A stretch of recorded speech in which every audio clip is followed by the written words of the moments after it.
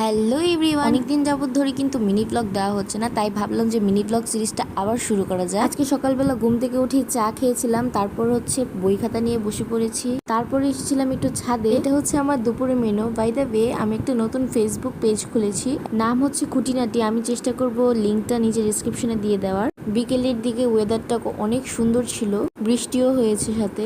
এবার সন্ধ্যাবেলা হুট করে কেন আমি লিপস্টিক দিয়ে ঘরে বসে আছি জানতে চাও?